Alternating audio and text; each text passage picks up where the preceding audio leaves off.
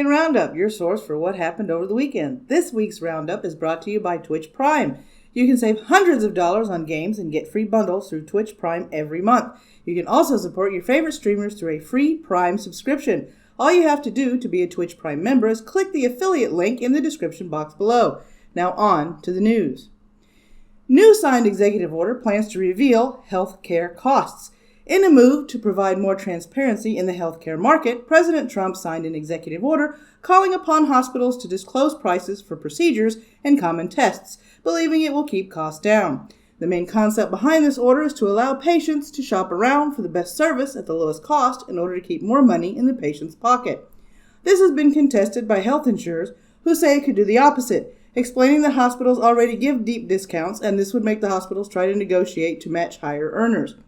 The order also mandates that out-of-pocket costs like deductibles and copays must be told to the patients up front for procedures. The president's order includes legislation to be made and for the law to give and take with all the proportions of the healthcare industry that would be affected, such as insurers, hospitals, and the like.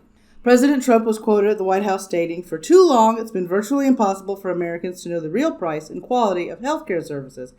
For too long, it's been virtually impossible for Americans to know the real price and quality of healthcare services and the services they receive. As a result, patients face significant obstacles for shopping for the best care at the best price, driving up healthcare costs for everyone." Alex Azar, Health and Human Resources Secretary, agreed with the president, saying the executive order would put the power of choice and control in the hands of the patients. Pushback for this order came from America's Health Insurance Plans head, Matt Siles. Publicly disclosing competitively negotiated proprietary rates will reduce competition and push prices higher, not lower, for consumers, patients, and taxpayers. The Federation of American Hospitals issued a warning about if the regulations took a wrong turn, they might undercut the way insurers pay for hospital services, resulting in higher spending. Many industry officials state that contractual information is tantamount to trade secrets and should not be disclosed. Azar added that patients get transparency by being explained their benefits when paperwork is sent to individual clients. Listed in the executive order is the following: expanded uses for health savings accounts, a tax advantage way to pay health care bills that has long been favored by Republicans. Coupled with lower premium, high deductible insurance plans, the accounts can be used to pay out-of-pocket costs for routine exams and procedures. A plan to improve the government's various healthcare quality rating systems for hospitals, nursing homes, and Medicare Advantage plans, and more access by researchers to healthcare information, such as claims for services covered by programs like Medicare. The data would be stripped of details that could identify individual patients. U.S. sanctions cripple Iranian economy. Citizens blame Iran. After pulling out of the 2015 nuclear deal, President Trump's administration has levied sanctions on Iran, which has crippled the country financially. Recently, Iran has threatened to step away from the deal if European powers cannot mitigate what Iran calls the economic warfare that Trump has started, also planning on responding to the buildup of U.S. forces in the region. The buildup started after Iran shot down a U.S. drone, which the Middle Eastern country claims violated airspace last week. This has led to more sanctions, this time targeting the supreme leader and his associates. Though there are some who would blame the Trump administration, many Iranians are looking toward their own country for blame, saying the economic decline started with the Islamic Revolution 40 years ago. The major sign of the crisis in the country is the exchange rate of the rial, which has gone from 32,000 rial for $1 to 130,000 rials for $1. This makes the price of a simple cell phone in Iran worth 2 months of salary.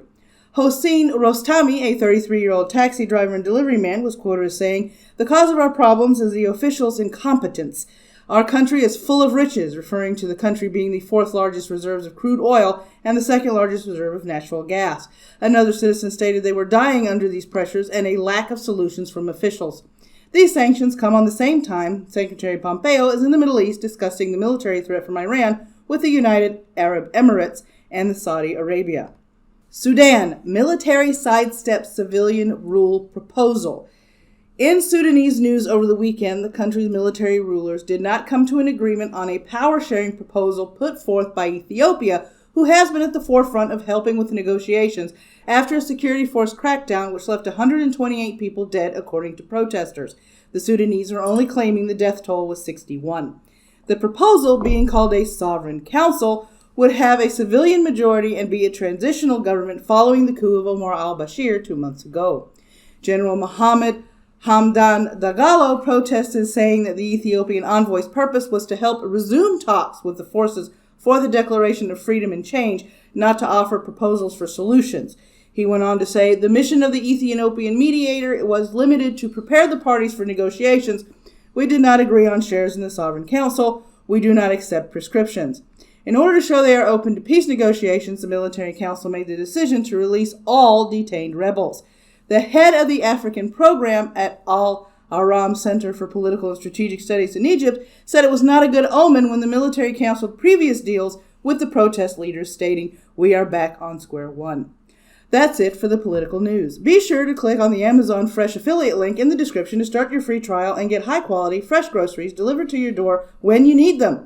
Amazon Fresh, why go to the grocery store when you can get it brought to you? Sign up today. Now for more news. BBC's Ann Sarnoff is Warner Brothers' new CEO.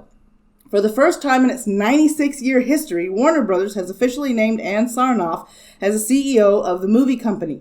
This placement comes after the former CEO, Kevin Sugihara, stepped down amid accusations of misconduct. This choice comes as a surprise to many who thought Toby Emmerich, who has experience in filmmaking, would be picked.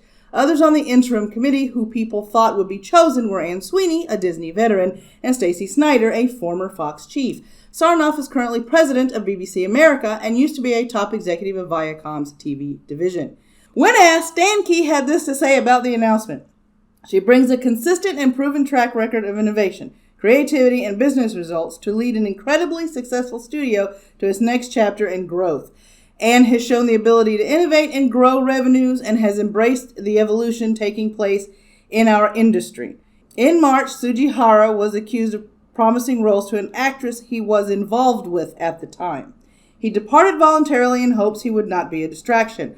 Warner Brothers is now a distant second place to Disney in the industry. Hawaiian skydiving plane had history. On June 21, 2019, 11 people died in a plane crash on Oahu Island's north shore. The accident happened at night, and witnesses stated the plane started to turn back after takeoff. One witness added the plane flipped over twice and hit ground nose first. The same plane was involved in another incident in 2016 when the plane stalled 3 times and spun many times before being landed safely. NTSB blamed pilot error. And that was the weekend roundup for June 25th, 2019. The news was brought to you by Humble Bundle. Sign up for Humble Bundle and save hundreds of dollars on the biggest game titles and software by clicking the partner link in the description below. Don't forget to like, share, and subscribe. Don't forget to follow me on SoundCloud and the news blog for more. Transcripts of the show will be available 24 hours after the broadcast. All links are in the description below.